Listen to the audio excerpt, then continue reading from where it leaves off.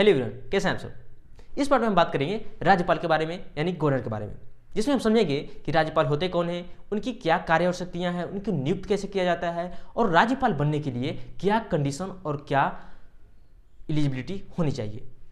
आइए समझते हैं इस पार्ट के माध्यम से। सबसे पहले अगर हम बात करें तो राज्यपाल की चर्चा भारतीय संविधान का अनुच्छेद 153 में दी गई है, जिसमें बताया गया है कि हर एक स्टेट में एक राज्यपाल होंगे, या फिर 2 स्टेट के भी एक राज्यपाल हो सकते हैं, लेकिन एक राज्य में 2 राज्यपाल नहीं हो सकते हैं।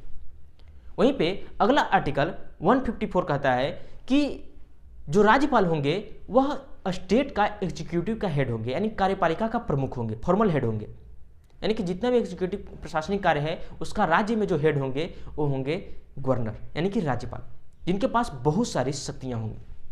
और इस प्रकार से अगर हम राज्य में देखें तो राज्य की जो यूनिवर्सिटी होती है, जो विश्वविद्यालय होती है, जो कॉलेजेज होती है, उसके जो चांसलर होते हैं वो गवर्नर होते हैं, और उनके द्वारा जो है हर एक यूनिवर्सिटी में एक वाइस चांसलर भी बनाया जाता है। और सभी यूनिवर्सिटी की जो राज्य के अंदर है और राज्य के अंतर्गत अगर है तो वो उसके चांसलर जो होंगे वो राज्यपाल होंगे। उसके साथ साथ उनके सैनिक को लेकर भी बहुत सारी शक्तियाँ उनको दी गई है। अगर सबसे पहले अगर बात करें तो इसमें जो फर्स्ट गवर्नर थी, जो यूपी में बनी थी, सरोजिनी नायडू, उन्होंने बताया था कि राज्यपाल जो होते हैं वह सोने के पिंजरे में बंद एक चिड़िया के समान है।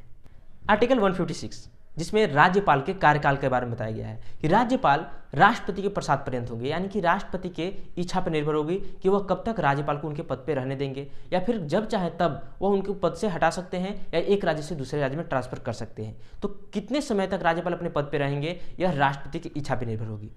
उसके बाद अगला जो आर्टिकल है 157 जिसमें बताया गया कि एक राज्यपाल होने के लिए क्या एलिजिबिलिटी होनी चाहिए, क्या योग्यता होनी चाहिए। उसमें बताया गया कि सबसे पहले भारत के नागरिक हो, इंडियन सिटीजन हो, दूसरा कि मिनिमम एज कम से कम एज 35 ईयर होना चाहिए, उसके साथ अनसाउंड माइंड या बैंक करप्ट न हो, यानी कि पागल या दिवालिया न हो।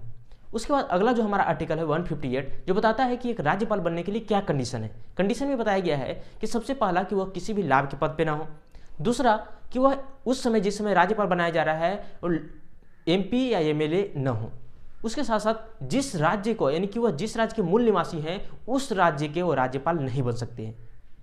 एक कुछ कंडीशन है। उसके बाद जब हम राज्यपाल के ओथ की बात करते हैं आर्टिकल 159 में, जिसमें बताया गया है कि राज्यपाल के जो शपथ दिलाएंगे और उस राज्य के, जिस राज्य के वो राज्यपाल बन रहे हैं, उस राज्य के हाई कोर्ट के जो चीफ जस्टिस होंगे वह उनको शपथ दिलाएंगे, यानी कि हाई कोर्ट के जो चीफ जस्टिस होंगे वह राज्यपाल को उनके पद का शपथ दिलाएंगे, यानी कि ओथ दिलाएंगे।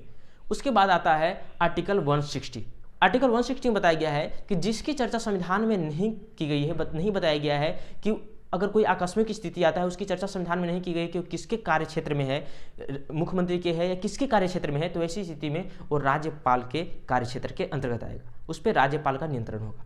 उसके साथ अगला जो आर्टिकल है 161 में बताया गया है कि राज्यपाल के पास ये शक्तियाँ होंगी कि वह फांसी की सज़ा छोड़कर या फिर किसी सेना का मामला को छोड़कर किसी अन्य मामले में वो सज़ा को कम कर सकते हैं या क्षमादान कर सकते हैं। तो इस प्रकार की कुछ शक्तियाँ दी गई है। तो इस पार्ट के लिए इतने ही, मिलते हैं एक नए पार्ट में फिर से। धन्यवाद।